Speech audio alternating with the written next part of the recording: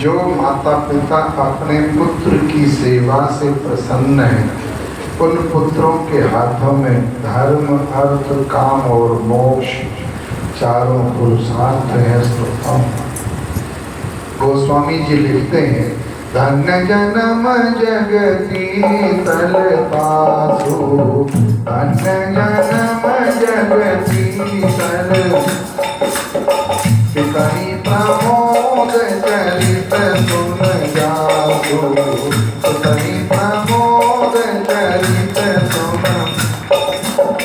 सर्व पदार्थ पर पल जाए, सर्व पदार्थ पर पल जाए, यही तुम्हारा प्राण समझाए। श्री राम जय राम जय जय राम, श्री राम जय राम जय जय राम, श्री राम जय राम जय जय राम। आज इतनी भौतिक प्रगति होने के बाद भी हम लोग दीनहीन क्यों हैं? इसका कारण है माता पिता का अपमान। भारत हमारी माता है, धर्म हमारा पिता है, न तो जीवन में प्रखर राष्ट्र भक्ति है और न ही धर्म का हमारे में पूर्ण आचरण है। अब आपको आशीर्वाद कौन देगा? इसलिए सब उल्टा ही उल्टा हो रहा है। इसलिए माँ जी कह रही हैं, अनुसुईया जी कह रही हैं कि बेटी, तू वन में पति के साथ आकर नारी धर्म की रक्षा की है तुमने, बहुत बड़ा काम है बेटा। बहुत बेटी, पति तो कैसा भी हो, वृद्ध रोग बस जड़ धनहीना, वृद्ध रोग बस जड़ धन, अंत बधिर क्रोधी अभिलीना, अंत बधिर क्रोधी अभिलीना, ऐसे हो पति कर किए अपमान, ऐसे हो पति कर किए अपमान, नारी पावया बपुर दुख नाना। श्री राम जय राम जय जय राम, श्री राम जय राम जय जय राम, श्री राम जय राम जय जय राम, श्री राम जय राम जय जय राम। पति तो कैसा भी हो, वृद्ध हो, रोगी हो, जड़ हो, निर्धन हो, अंधा हो, गूंगा हो, बहरा हो, दीनहीन हो, अगर ऐसे पति का भी कोई नारी अपमान करती है तो यमलोक में उसको युगों युगों तक रहना पड़ता है, यातना सहनी पड़ती है। पति तो सब प्रकार से पूज्य है, सेव्य है, पति कोई साधारण तत्व नहीं है।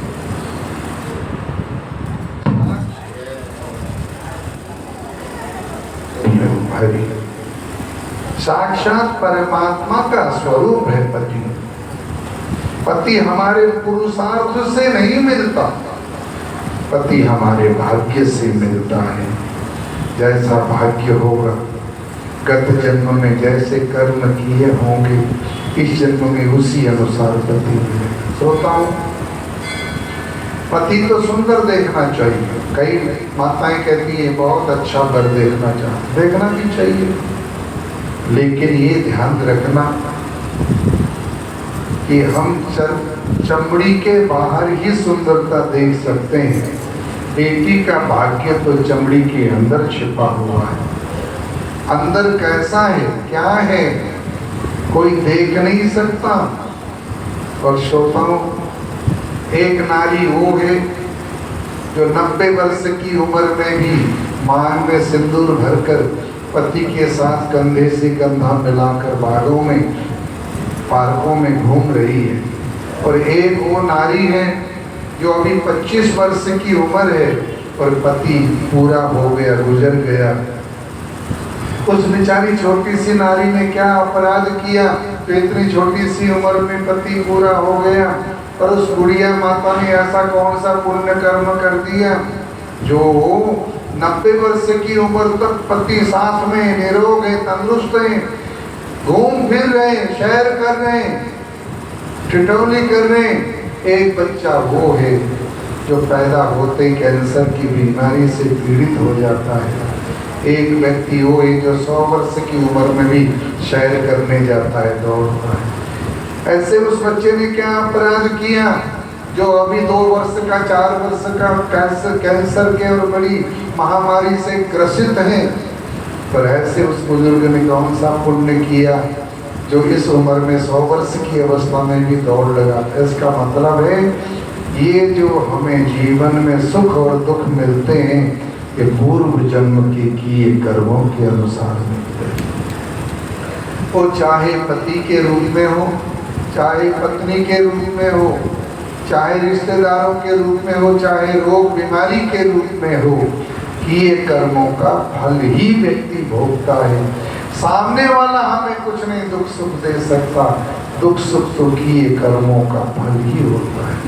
इसलिए श्रोताओं, हमको पति अग्नि की साक्षी करके समाज के सम्मुख वेद मंत्रों के द्वारा प्रभु के प्रसाद के रूप में प्राप्त होता है। इसलिए प्रभु के रूप में पति की सेवा पूजा करना नारी का एक ही धर्म है, कर्तव्य है। अनुसुईया माता बता रही है कि बेटी,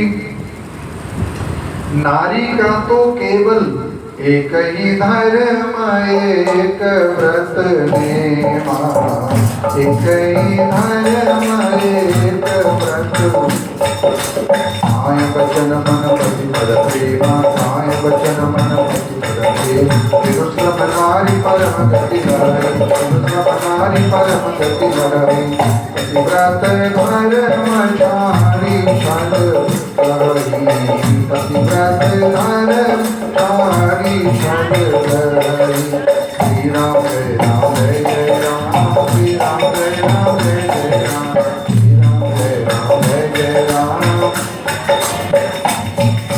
तुम्ही मेरी पूजा, तुम्ही मेरे मंदिर, तुम्ही देवता हो, तुम्ही देवता हो, तुम्ही मेरी पूजा, तुम्ही मेरे मंदिर, तुम्ही देवता हो, तुम्ही देवता हो।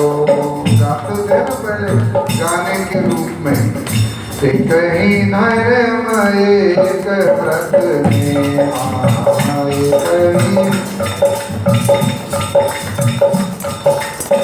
गाए भजन मन पति पद प्रेमा, गाए भजन मन पति पद प्रेमा।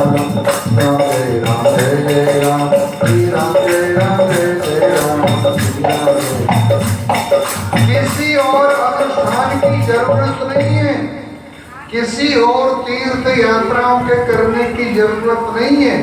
यदि हमारे कार्यों से पति प्रसन्न हैं तो सारे तीर्थ सारी यात्राएं हो गई, और हमारे कर्मों से हमारा पति दुखी है, पीड़ित है,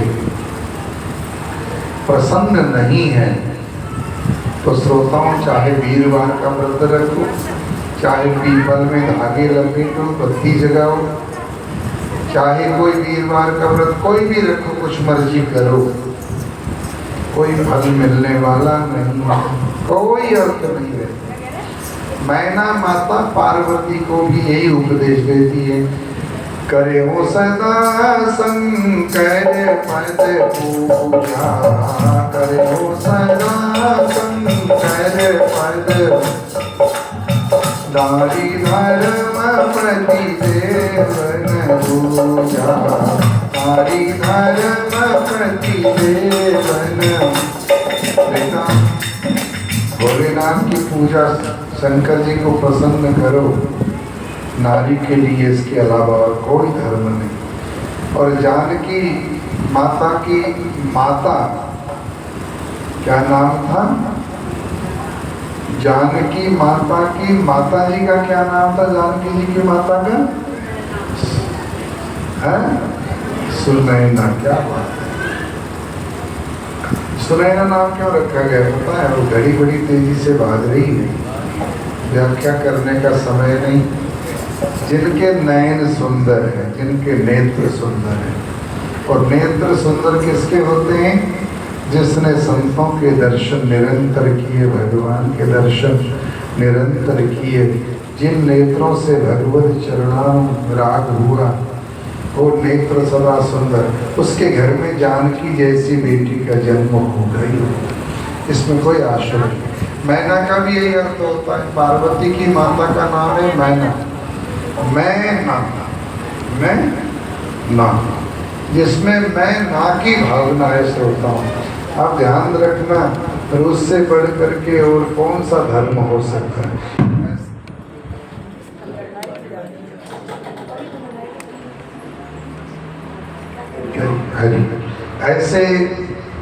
ऐसी देवी के घर में पार्वती का जन्म होगा ही होगा। पार्वती जैसी बेटी आएगी आएगी। जीवन में कभी अहंकार नहीं करना, जीवन में अहंकार रहित होकर कर्म करना। फिर देखो कितने ऊंचे होते हो। बिनु श्रम नारी परम गति लय। नारी के लिए बिनु श्रम, बिना परिश्रम के परमात्मा की प्राप्ति होती है।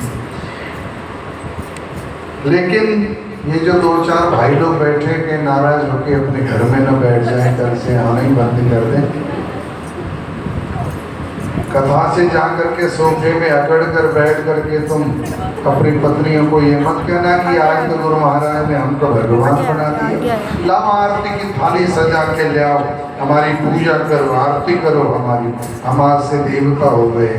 ये अभिमान मत करना जा करके। तुम्हारे लिए भी जितना देवियों के लिए है उतना ही पुरुषों के लिए भी धर्म का पालन है। यदि तुम देवियों के लिए देवता हो तो देवियां भी तुम्हारे लिए देवियां हैं, और ये भी तुम्हारे लिए लक्ष्मी है। तुम इनके लिए नारायण हो तो ये भी तुम्हारे लिए लक्ष्मी है। याद रखना, रथ के दोनों पहिए सकुशल होने चाहिए ताकि रथ सकुशल चल सके। एक भी पहिया पंचर होगा, एक भी रथ का पहिया टूट जाएगा तो रथ चलेगा नहीं, घिसटेगा। इसलिए पत्नी के लिए जैसे पति देवता स्वरूप है, ऐसे पति के लिए पत्नी भी देवी स्वरूप है, लक्ष्मी स्वरूप है। इसका प्रत्यक्ष उदाहरण है। क्रिया से भले ही ना हो पाए लेकिन भावना से जरूर होना चाहिए। भगवान श्री राम ने एक यज्ञ किया सीता जी के जाने के बाद। जानकी जी के त्याग के बाद एक यज्ञ किया, लेकिन ब्राह्मणों ने कहा बिना पत्नी के यज्ञ पूर्ण नहीं हो सकता। 2 बातें हैं, या तो सीता जी को वापस ले आइए या फिर दूसरा विवाह कीजिए। राम जी ने कहा मेरी मर्यादा है, एक बार मैं वचन देता हूँ तो उसका पालन करता हूँ। मैं न तो सीता जी को ला सकता हूँ और न ही दूसरा विवाह कर सकता हूँ। बहुत समझाने पर भी जब श्री राम नहीं माने तो सोने की सीता बनाकर बगल में बिठाकर यज्ञ संपन्न कराया, यज्ञ पूर्ण कराया गया। कहने का भाव ये है कि दोनों के लिए शुद्ध मर्यादा का पालन करने का विधान है। इसलिए श्रोताओं, माता अनुसुईया के पास बैठ करके बड़े प्रेम से उपदेश सुनने के बाद माता अनुसुईया को प्रणाम किया। सीता जी गदगद हो गई। माता अनुसुईया ने दिव्य वस्त्र और आभूषण दिए पहनने को। न तो कभी गंदे होंगे न कभी फटेंगे। जाओ इन वस्त्रों को पहन के जाओ, जब तक तुम चाहोगी तब तक ये वस्त्र तुम्हारे शरीर में रहेंगे। आशीर्वाद देकर के सीता जी को माता अनुसुईया जी ने विदा किया। आगे की यात्रा का प्रसंग कल सुनाएंगे। आज यहीं पर वाणी को विराम करता हूँ। बहुत बहुत धन्यवाद, आप लोगों ने श्रद्धा से श्रवण किया। आज की कथा भी